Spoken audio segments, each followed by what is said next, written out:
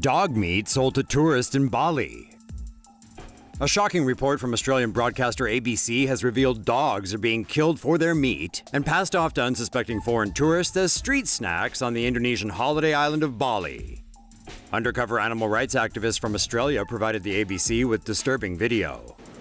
Animals Australia uncovered local villagers catching mostly stray dogs and selling them to unscrupulous dealers who trade in RW, a code term for dog meat. Dealers are paying villagers up to 100,000 rupiah, or about $8 for a healthy adult. The dogs are horribly mistreated. First caught in wire nooses, they have their muzzles tied with rope and are hanged by their legs or necks before being beaten to death. Distressing video aired by the ABC also shows one dog catcher using a rifle to shoot a stray, resting just meters away. Although the sale and consumption of dog meat is legal in Indonesia, the country has laws against the abuse of animals that can result in prison terms of up to 9 months.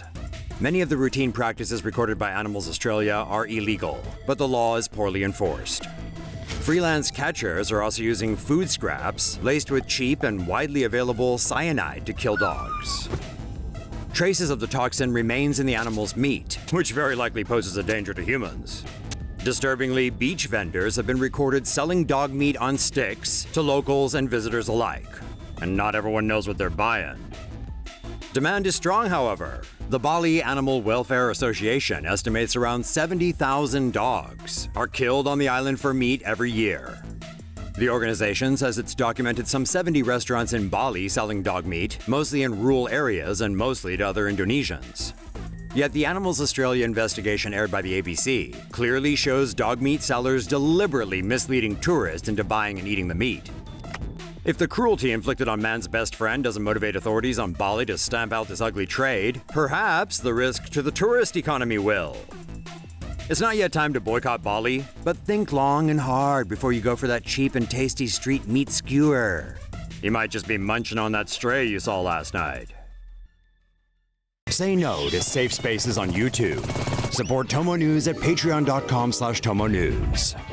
Human consumption of dog meat is still a thing in many parts of the world. Here's some proof. One man's best friend is another man's dinner.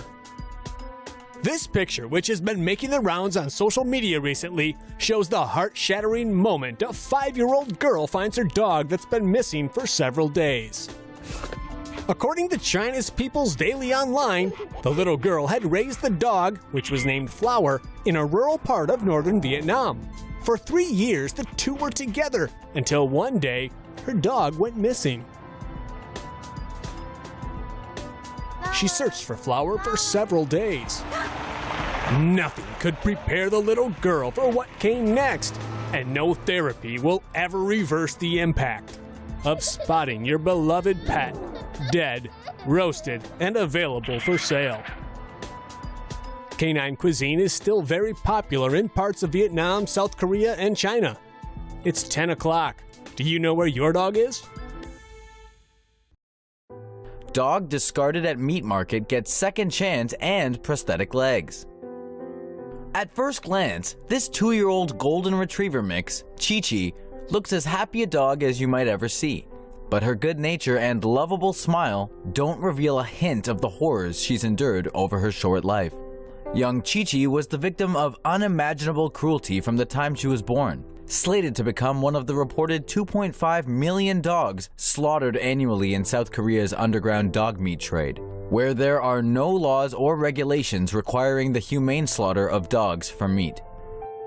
Every day, she was hung upside down, her legs bound by ropes and wires, and beaten by handlers, under the belief that a dog's meat is more tender when tortured. At some point, Chi-Chi's keepers realized that the bindings around her legs had cut through her flesh, causing parts of her body to become grossly infected. They came to the conclusion that her meat would likely be too rancid for human consumption, and disposed of her in a dumpster behind the meat market shortly afterward. Still alive.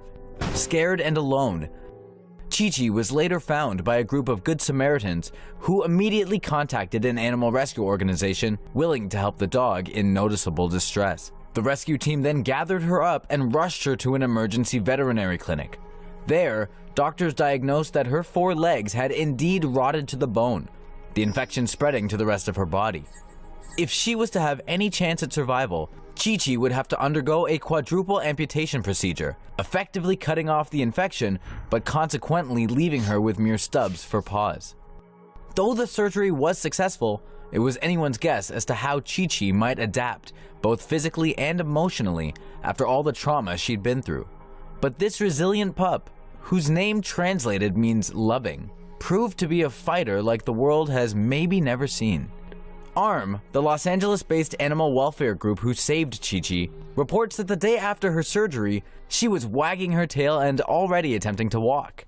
A couple days later, remarkably, she was somehow managing to get around on her stumps. Demonstrating she could be a good candidate for prosthetics, Chi-Chi was fitted with 4 new legs and spent the following 2 months getting used to her new footing.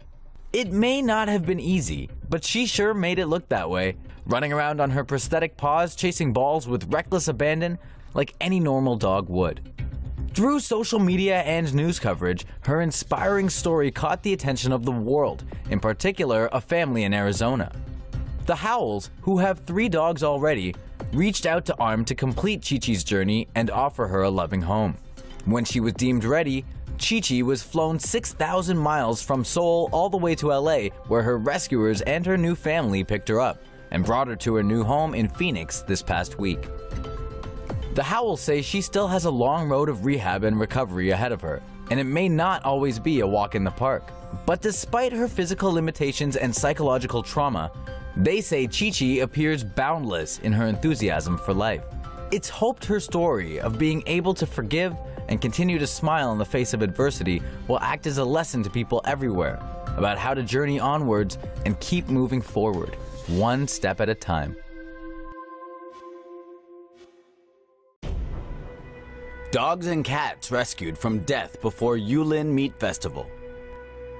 Every year at the Yulin Dog and Cat Meat Festival, 10,000 to 15,000 dogs and cats are caged, beaten, hanged, stabbed, skinned, and burned alive. Many are tortured before their deaths, under the belief that fear and abuse makes the meat tastier. Thanks to Humane Society International, 29 dogs and 5 cats were rescued from a slaughterhouse in Yulin the week before the festival, which goes on for 10 days. These dogs were some of 20 rescued from another slaughterhouse on the outskirts of Yulin on June 20th. Several Asian countries have consumed dog meat for centuries. Some Chinese cultures are believed to have adopted the practice some 400 years ago, convinced that dog meat would help ward off heat through the hot summer months. But contrary to popular belief, the Yulin Dog Meat Festival only began in 2010 as a means for the dog meat trade to rise. However, recent polls suggest that roughly 64% of the general public in China would like to see the festival come to an end. Many celebrities have come out in full force this year, banding together for the Compassion Project to help spread awareness about the cruel trade and rally support to end the festival. Comedian Ricky Gervais in particular has made a regular effort to make sure people in the Western world are aware. Private businesses are behind the festival, and shutting it down won't be made easy by the fact that the selling and consumption of dog meat is legal in China. Dog theft, however, is not legal, and many of the dogs killed at the festival are noticeably collared, meaning they were likely stolen from their families.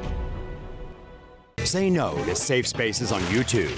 Support TomoNews at patreon.com/TomoNews.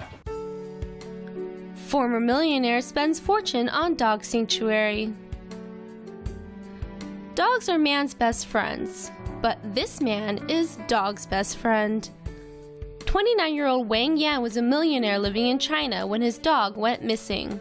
China has a long history with dog slaughterhouses. It is legal to eat dogs in China, and the country has no laws protecting the welfare of pets. China struggles to reshape its view of dogs as pets as opposed to dinner.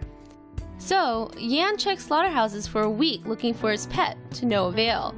Eventually, the man decided to rescue another dog. Afterwards, he would rescue more dogs. That was in 2012. Now, he has thousands. Often referred to as the Stray Dog Sanctuary, Yan created the center as a place to adopt and care for dogs that were abandoned or destined for the slaughterhouse. Often, dogs would become sick, die, and would have to be burned. Yan would also test medicine on himself before giving it to the canines. Once, he landed in the hospital after an allergic reaction. He estimates that food a day costs him 1,000 yuan to feed all the dogs, a total of about 3 million yuan over the past 3 years. It's a sacrifice that he and his wife have endured, all for the sake of man's best friend.